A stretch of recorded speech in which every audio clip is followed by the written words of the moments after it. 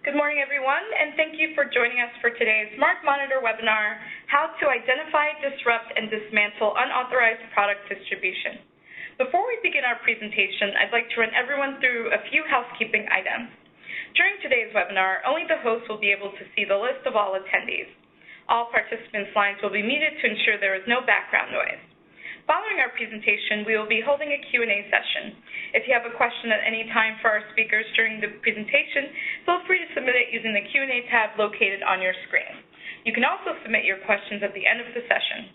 For any questions our speakers won't have time to answer today, we'll make sure to follow up with you after the event. We are recording today's webinar, and we plan to send out a follow-up email to all registrants with a link to the recording and presentation slides within the next couple of days. With that, I'd like to go ahead and introduce our speakers for today's presentation. We are joined by brand protection experts Joshua Hopping and Annie Wood. With over 12 years of brand protection experience, Joshua Hopping specializes in open source intelligence analysis aimed at uncovering the true identity and scope of online activity of threat actors infringing upon a company's intellectual property. He is a pioneer in providing actionable intelligence that can be used to dismantle and disrupt the infringing actions of counterfeit networks, trademark, copyright, or patent abusers, and fish kit developers. Annie Wood has been with MarkMonitor for over 2 years. Her experience as an analyst allowed her to work on some of the world's top luxury brands in the fight against counterfeit. After moving into the client service manager role, she now specializes in the pharmaceutical and consumer goods industries, focusing on finding high-value targets in large networks. So with that, I'll go ahead and turn things over to Annie to get us started. Thanks for the introduction, Gina. Today we'll be discussing unauthorized product distribution and the networks behind it. I may also utilize the word counterfeit interchangeably during this presentation just for ease of use. However, as I'm sure you're all aware, not all unauthorized products are counterfeit. The sections that we'll cover include how big is the problem, identifying networks, data-driven decisions, and removing the threat. Again, we'll follow with a Q&A session, so please feel free to write down all of your questions for us to address at the end.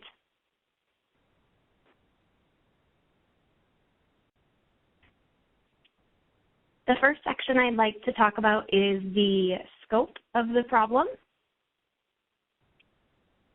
Globally, counterfeit represents $250 billion annually each year, according to the United Nations Office on Drugs and Crime.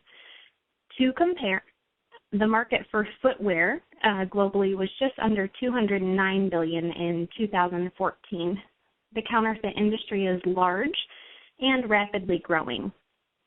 Counterfeit has ties to organized crime, including the Mafia, the Camorra, the Triads, and the Yakuza. All of these different organizations utilize counterfeit for money laundering and to fund other illicit activities like drugs, human trafficking, you name it. It gives these criminals the opportunity to diversify their crime and provides a constant revenue stream. Should one aspect of an organized crimes business be shut down, counterfeit or unauthorized goods distribution often remains so that the organization can stay afloat and help to fund it. Counterfeit is often seen as a lesser offense.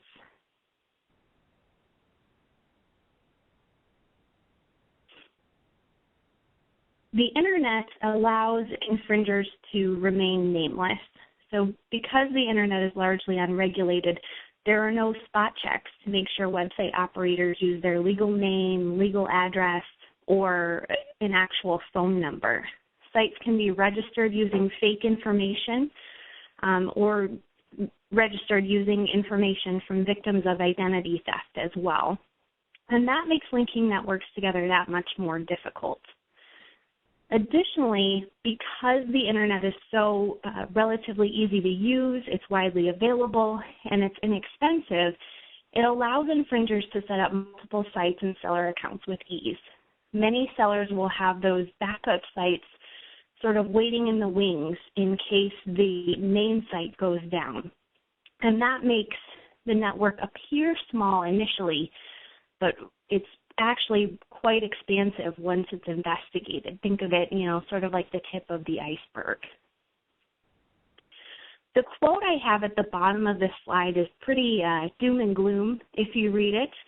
I think it's probably a worst case scenario, but we need to remember that the same channels that allow our brands to grow and prosper online are the channels that counterfeiters can use to exploit the well-known brand names as well. These channels are widely available to everyone and easy to use. Nearly every large brand has an infringer that's trying to capitalize on the good name of your products and services. So I'm going to go over some tips to look for if you think that unauthorized products may be linked or if you have any sort of suspicion. Anything below your wholesale price is obviously cheaper than even your distributors can sell for, so that should be an immediate red flag that the product could be stolen or illegitimate in some way. If the packaging or the product itself is not consistent with your brand standards, that should tip you off that there's a network involved. The infringer has invested capital in making those products look and appear more authentic. And that's also a clue that this is not just a small operation. There is some funding behind this. Again, if the infringer happens to be showing up in regions that you don't currently sell, that means that infringer is investing in markets where you're not. So that's another tip that this might be related to network activity. And then the last thing is multiple seller names or websites using that same imagery. Sellers might use templates to set up listings or websites that make it easier to gain exposure across multiple online platforms. Repeatedly using the same image or listing text should let you know that those infringers are linked together and networked in some way. The most obvious tip is if sites are registered to the same individual or company. Unfortunately, not all of those networks are this easy to identify, but that's a quick tip too. And now Josh is going to speak about how we can link these networks all together. Thank you, Annie. So far in this presentation, we have talked about the problem and how difficult it is to successfully enforce on these individual infringers rather than the networks that are behind it. We're going to shift gears a little bit, and I want to look at some examples of the importance of identifying the networks, finding out the full scope of the network, who's behind the network, and once you have that, then you can actually move forward with some data-driven decisions to successfully dismantle the network or kind of pursue enforcement actions or however you want to do it based upon actual data rather than just a gut feeling. So in our first example, you'll see this slide that has coming up, here you go. It is a network, and in the middle you see this individual with kind of this target on him. This is the individual that had 22 different Amazon seller names connected to him, and these 22 Amazon sellers were actually registered through 18 different companies that either he directly registered or he had actually had an agent register. He actually owned 150, I think, different companies, but 18 of them had seller names.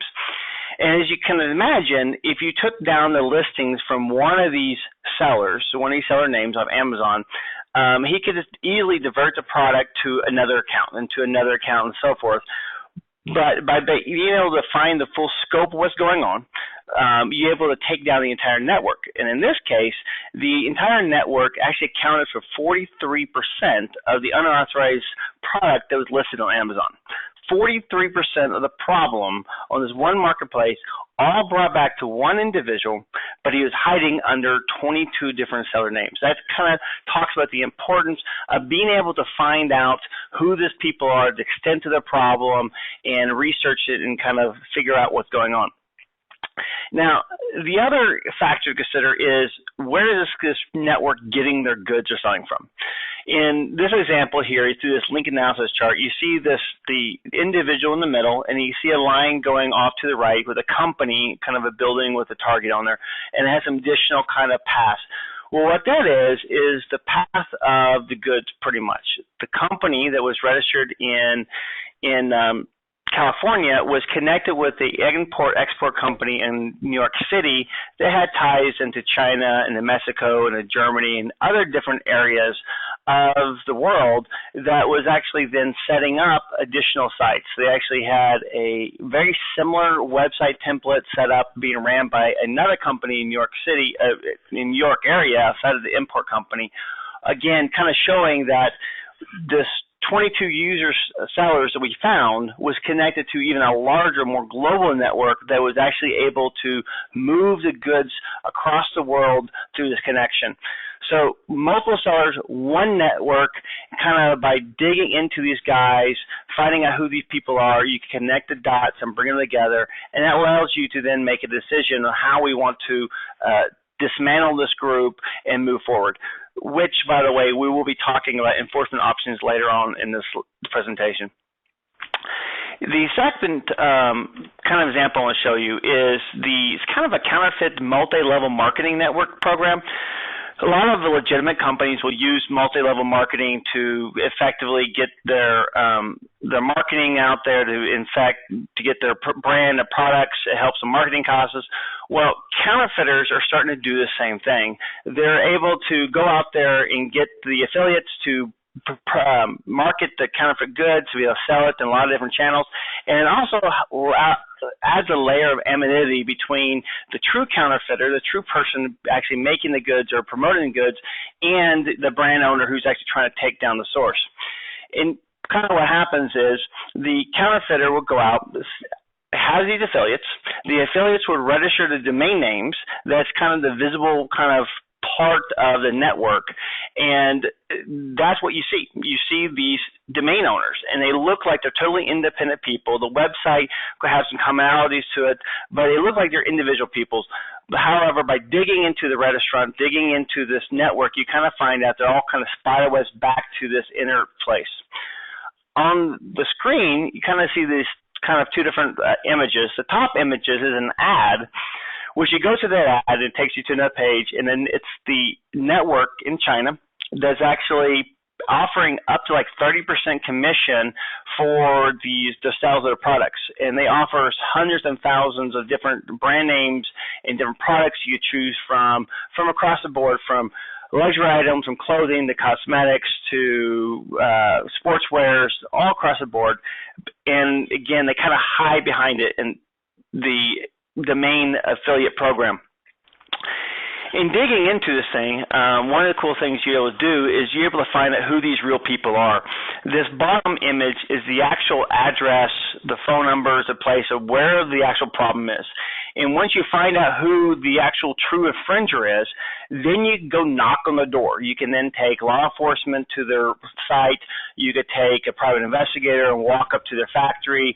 You actually have those actionable intelligence, that data that you can then go and find out what's going on and actually shut down the problem, rather than kind of taking down, again, that affiliate network that's on the top.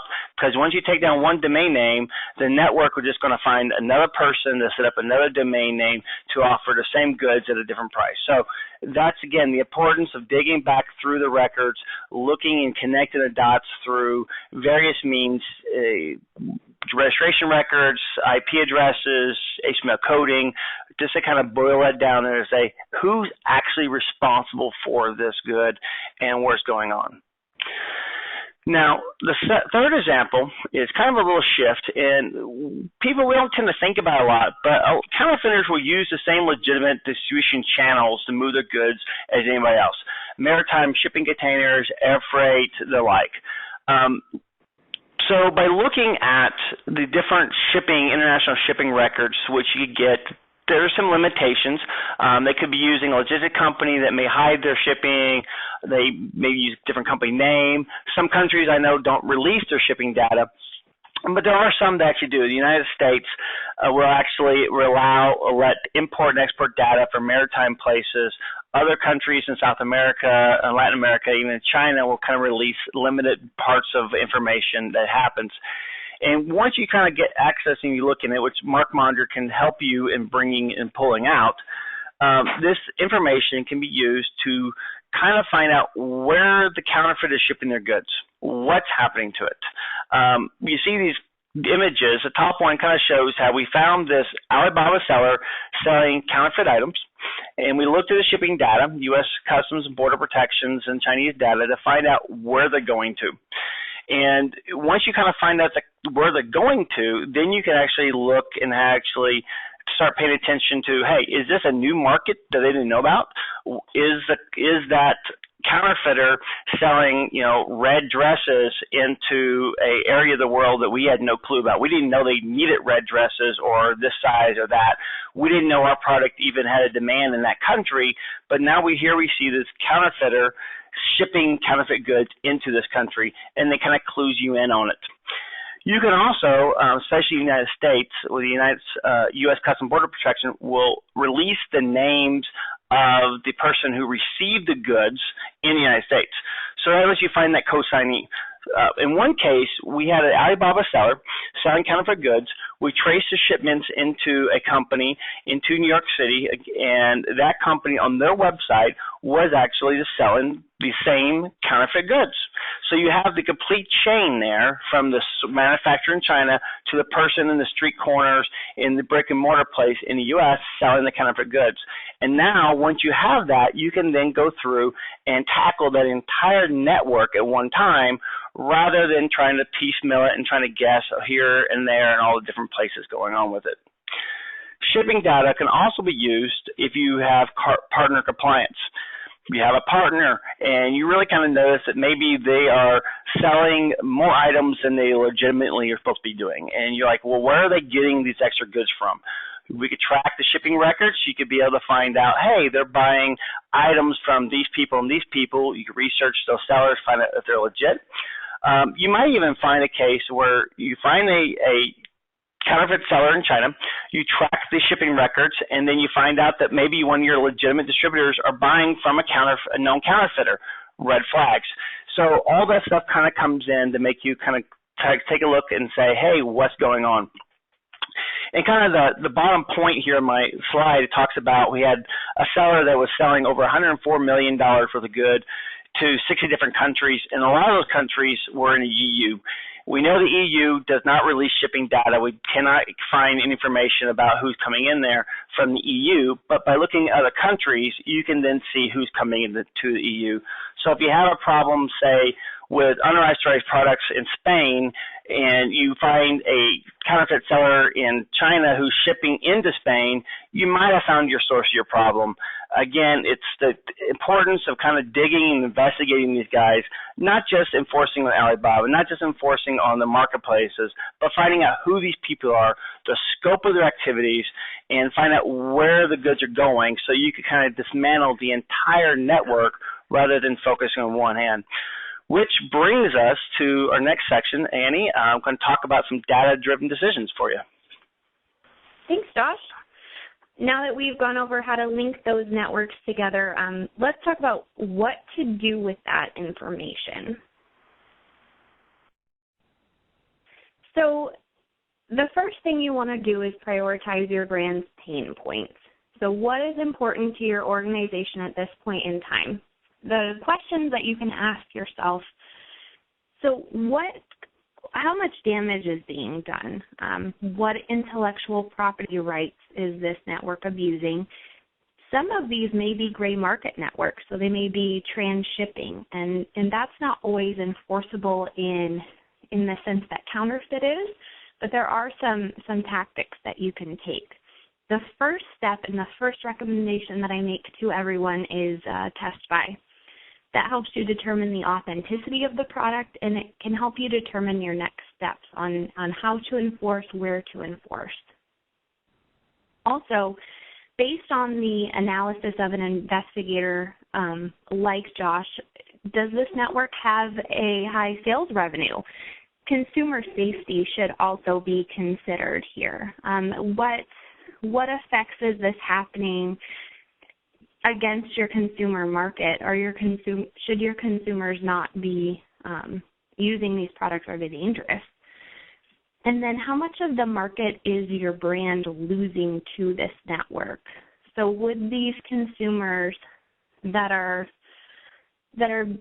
purchasing the fake product, should they be purchasing legitimate product from you?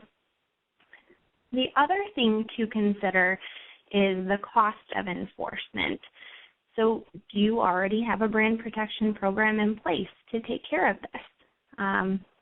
You want to look at the cost of an on-the-ground investigation versus a private, versus an online enforcement. So do you necessarily care to take down that warehouse where the product is, or is just removing the exposure from the internet enough?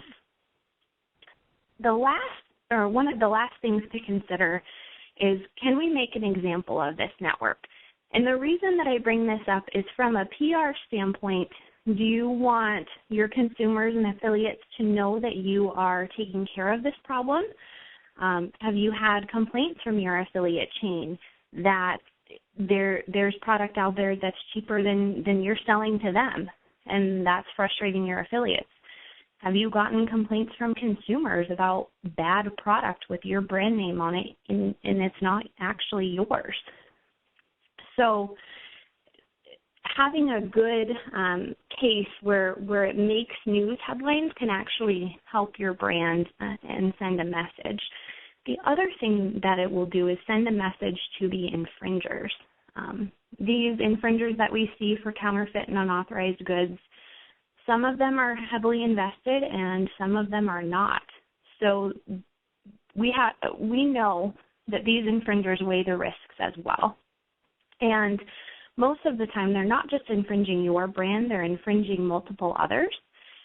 So if you're taking a stand against this unauthorized product, it's likely that they might say, well, this brand is really enforcing and they're taking action, so maybe we should just not do their products, we'll just stay on to these others. Counterfeit's never going to go away 100%, but we can definitely mitigate what's out there.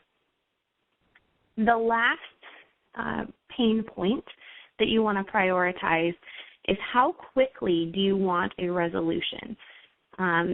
Different types of enforcement tactics take different amounts of time. Partnering with a government agency may take more time, but you may have a criminal case at the end of it. Physical investigations, those take more time than an online enforcement. You can send an enforcement to eBay, and that link may be down within 24 hours.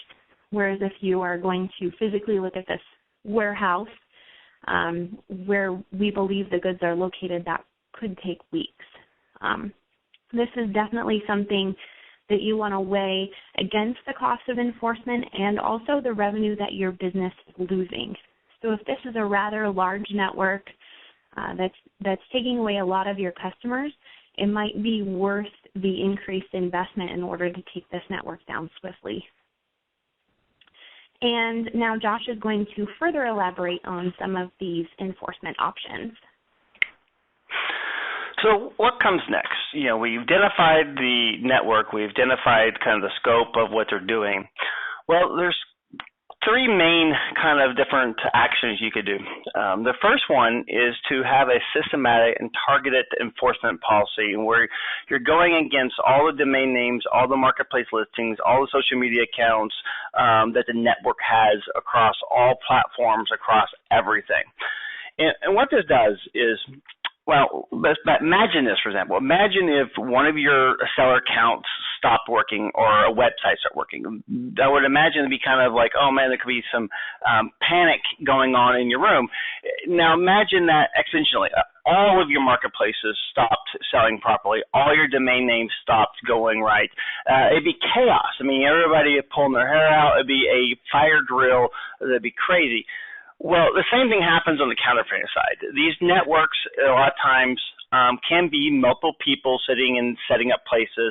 I've heard different groups were in Russia, places where they're actually a building of people who are working their job. That happens in the U.S. This gentleman I pointed out in the first example in California, he has an office. He in San Francisco. What happens if he comes in and he finds out that all 22 of his user accounts are having problems at the same exact time because of enforcement? It creates that kind of crazy panic among them. They may then stop messing with your brand and go to somebody else. So that's that target and systematic deal hitting everything they have. C&D letters to the restaurants, to the ISPs, to the registrars, to marketplaces, just hammering them so that they know that you, the brand owner, actually knows the full extent of their operations. Just take them down. The second one is you might want to do some further investigations that you might be able to use for law enforcement or civil litigation purposes, verifying the actual physical addresses that are there, talking with the people, finding what's happening.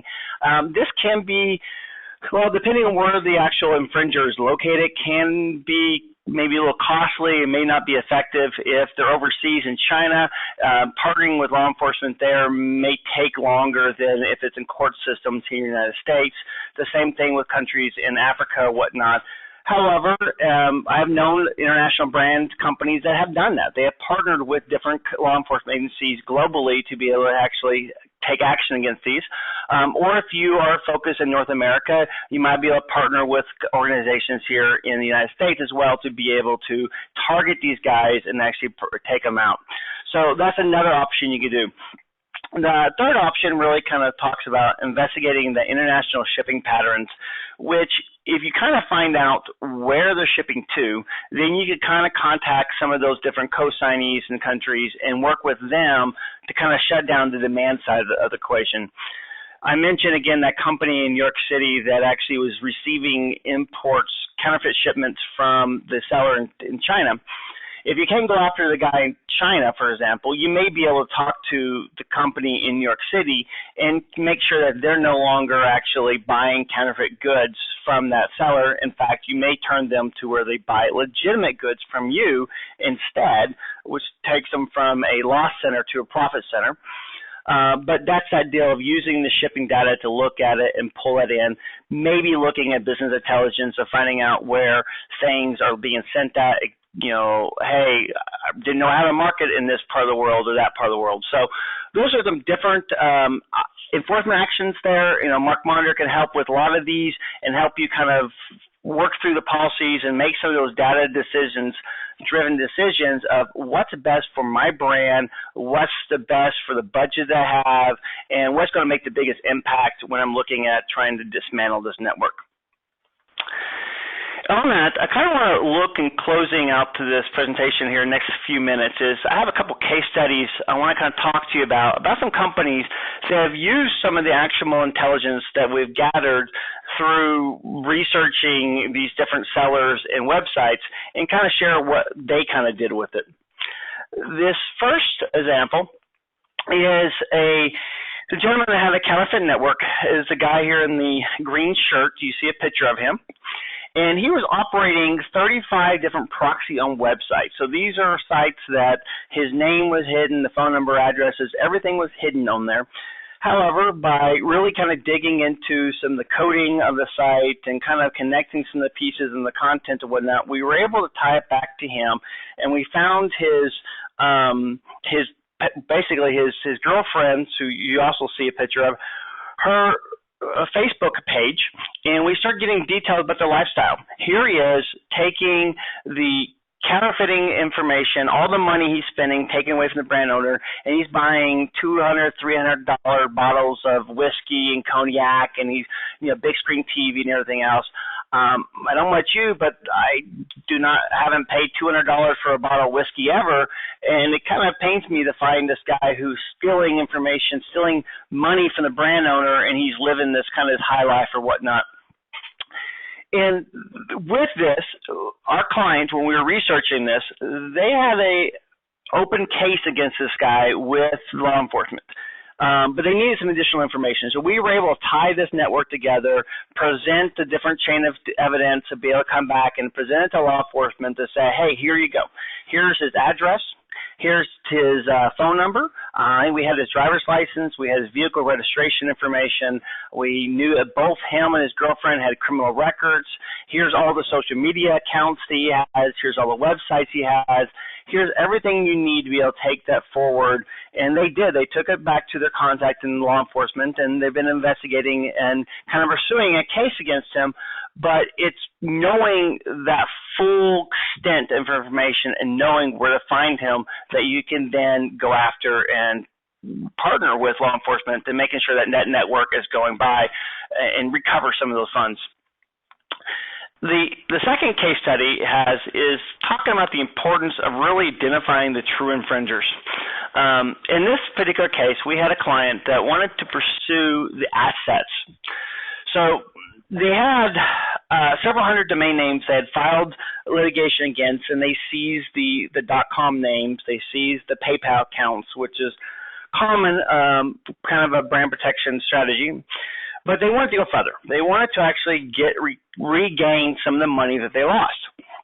And so they looked into it, and they found 3 U.S.-based restaurants that they were going to pursue to try to get money back from them.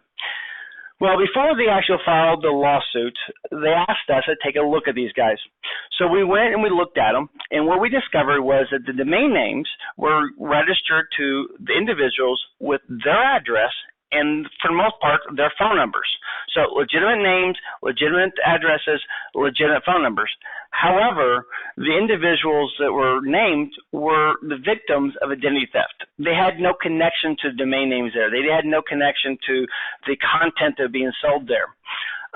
This first restaurant, this young lady, 26 years old, with the kind of the dog here in the picture, she just recently married a firefighter, living life, small town USA, but she had 3 UK, so United Kingdom domain names registered her name, but she had no connections to the United Kingdom, had no connections to those domain names, and no connections to the brand owner. Somebody had taken her identity and registered the who is information using that. The second one, the picture of the house right here, there is no picture of the person because it is an 81-year-old retired male, been living in the same house since 1998. He has no social media footprint. He's not online. He's not on LinkedIn. He's not on Facebook. He has no internet presence, and yet somehow he has a domain name where he's selling counterfeit goods. It did not add up. It just really kind of showed that it was identity theft, that somebody took his name, took his address, and then registered a domain name and put their own content on there instead. This third individual you see, this is a 21-year-old college student. He's working at Home Depot. He's studying medical, kind of pre-med at a local college, but sure enough, he has a domain name that was registered in his name, and the address was his parents' address, where he used to live, obviously, before he went to college. And again, no connection. Really had no connection to the site. There was nothing there that pointed him to it. So by researching and knowing your networks, by looking at the actual people who supposedly registered domain names, it kind of helped, in this case, our client from filing litigation against somebody who was not actually the true infringers. Imagine the PR nightmare of a global company going after victims of identity theft. It just doesn't really sit real good, not to mention the legal costs that involve in that. So by researching, by investigating, and finding out who these people are and are they the real infringer that's happening helps you to be able to really target the people who really need to be targeted. And as we all know, counterfeiters are constantly finding new ways of hiding, and that's, again, why we need to look into just finding the true identity, the full scope of operations, and once you know what they're doing and who they are, then you're able to actually make a data-driven decision on how to protect your brand, of how to enforce on these guys that will get the best bang for the buck, that will be able to really fit the need of your brand. And that kind of wrap it up here, some key points. I know we've thrown a lot of information at you here in the last half hour. But just kind of wrapping up, one of the big points is listening to your customers, listening to your reports, your affiliates, to kind of see what are unauthorized products going on. Is there kind of a hint of a network, something else happening going on there? A lot of the same type of websites showing up. A lot of the sellers or goods being sold at different places that look like they can be connected. And then investigate. Being able to, if you're partnered with MarkMonitor, letting us kind of investigate them, or just getting in there to find out the full scope of what's actually going on, and if possible, finding out the true identity of the people there, rather than just the people that may be on the service level, the identity theft or whatnot. And then, of course, weighing that cost and benefit of the different types of enforcement. Every brand is different. It may be a partner compliance issue. It may be a pure counterfeit issue. It may be a trademark issue. It could be that you have different points in mind, yet you might not be able to go to China, for example, and target the gentleman or the network there, but you may be able to do something in the U.S. But weighing the costs, weighing the benefits of what to do with the enforcement once you have the data in hand. And then lastly, be able to tell your enforcement story. Be able to tell the stories that, hey, you found this guy that was, using your money to buy $300 bottles of liquor, and you took him down, you took him to court, or you got him to stop. That kind of stories helps build buy-in internally and externally to your stakeholders, being able to say, hey, look, we can take down 43% of our problem Amazon by targeting this one gentleman in California, instead of actually targeting 22 sellers that we thought were independent, but no, they actually are connected. So those kind of connection and network charts, tell those stories, get that buy-in there. As a quote here from Interpol director really kind of does, consumers all over the world are using internet purchase items. So, and criminals are right there taking advantage of that trend, and of course, as brand owners, it's to trying to protect that, make this safe for the customers, and protect the intellectual property that we have. So that's kind of our key points. Hopefully, we're going to open it up right now for Q&A. I've seen a couple of the questions come through it, but feel free to type up and let us know. Great. Thanks, Josh and Annie. So we did have some questions come in. The first one is, what can be done about sellers' legitimate products in an unauthorized channel such as Amazon? Will Amazon allow brand owners to decide which sellers are authorized by the brand owner to sell on Amazon and which are not?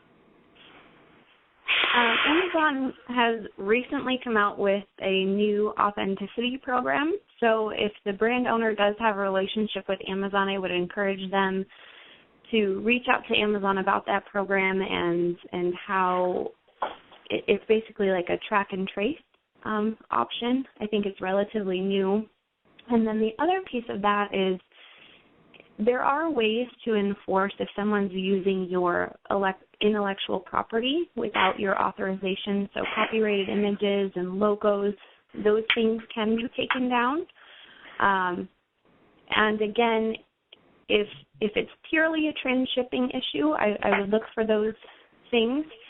I would also look to see if there are issues in regions where you're not currently in. Is it something that makes sense for your brand to move into that region and sell there? Or, again, doing a test buy. If the product is priced incredibly low, or sometimes even as little as 10 to 20% of your wholesale price, I would still encourage a test buy to determine the authenticity. Right. So also, just going to add on to there, because I saw another question come in about gray market, which is tied up to the sellers selling legitimate non-counterfeit products. One of the things by investigating in your sellers is you can find out who they are, because if you have Amazon or websites or a another marketplace, you might have a handle saying Josh's Shoe Store or whatnot, but you don't know who the true company is.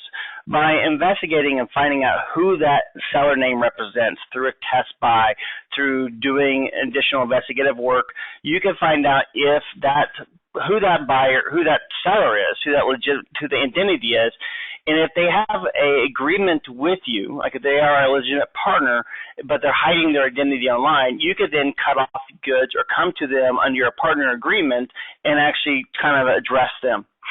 On the gray market, similar ways is once you find out who these people are who are shipping in these gray market goods in the country, you can then approach that particular company and talk to them about either becoming a legitimate partner or talk to them about where they're maybe do an undercover private investigator who goes talk to them and see if you can find out where they're getting their goods from, or are they getting it from a backdoor channel at a factory, or they're selling things, information like that.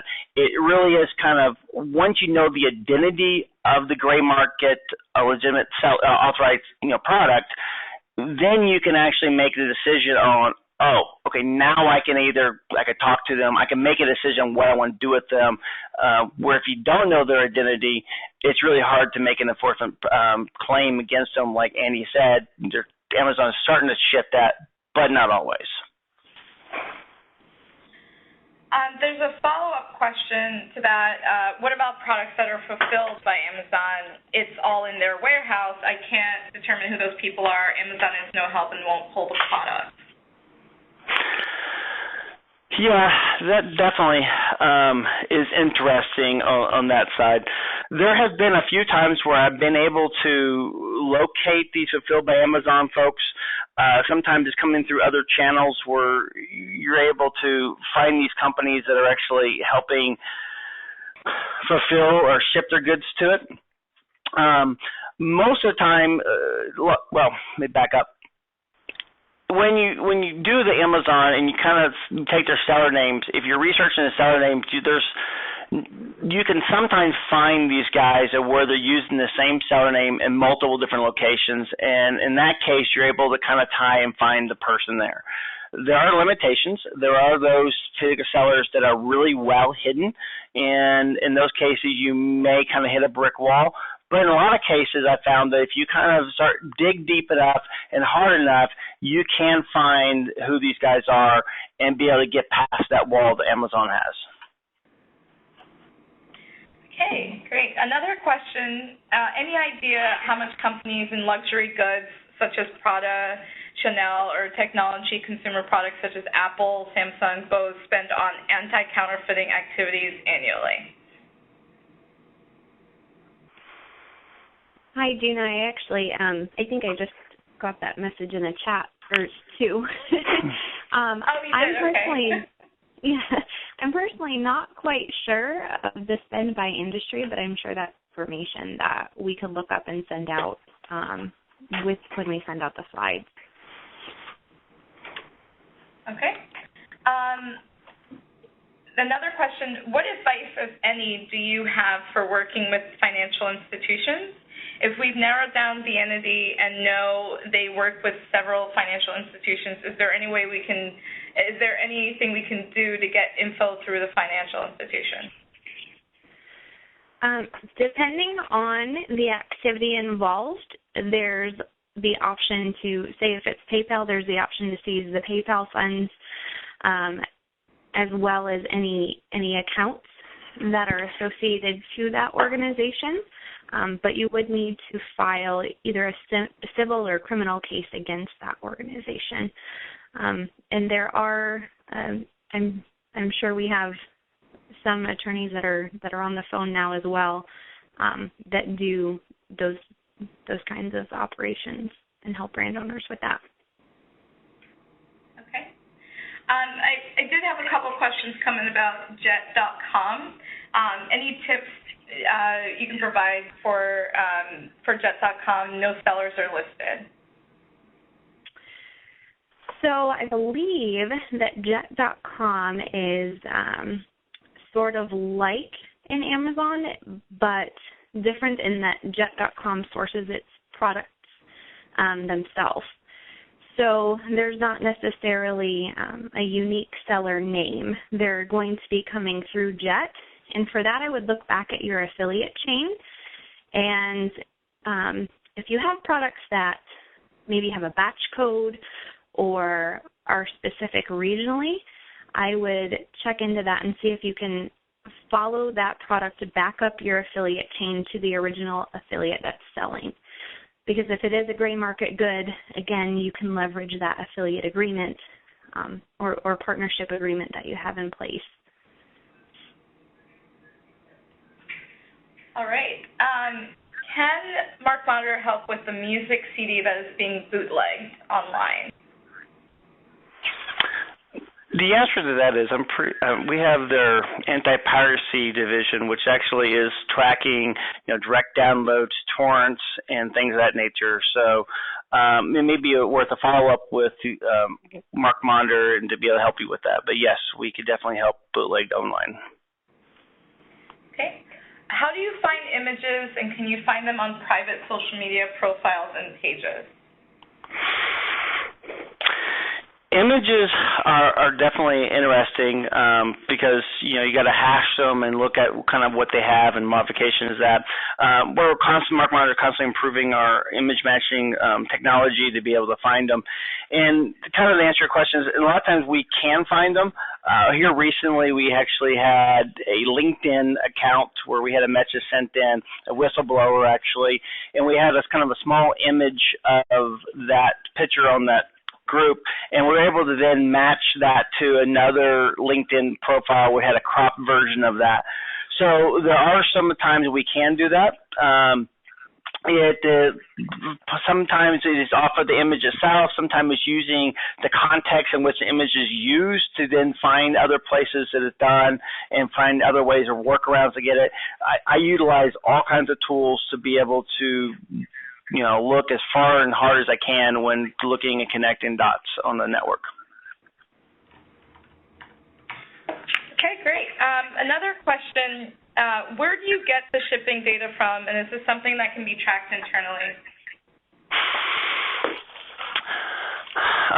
Great question. I kind of briefly mentioned before is each country around the world has its own laws about releasing international import and export shipping data. United States, U.S. Customs Border Protection Agency releases its maritime records to the public, while the air freights are kept kind of private. Several Latin American countries release their data. China releases some of their export data, while the European Union does not. So we kind of MarkMonitor gathers from different sources and pull that together. And it takes a lot of time and energy, of course, to try to track all this information through to find the counterfeiters and where they're sending it there to. But, MarkMonitor is in that unique position where we're able to connect the online counterfeiters, online brand infringers to the real world through the shipping data, being able to use shipping data to even find out if it's a legitimate distributor or what's happening with that distributor and back and forth. So we get the information from a lot of different sources, and we kind of shift through it for you guys. Another question, I think this might be the last question. What sort of appetite does the FBI have for shutting down unauthorized retailers on third-party platforms? Is this organization a willing partner?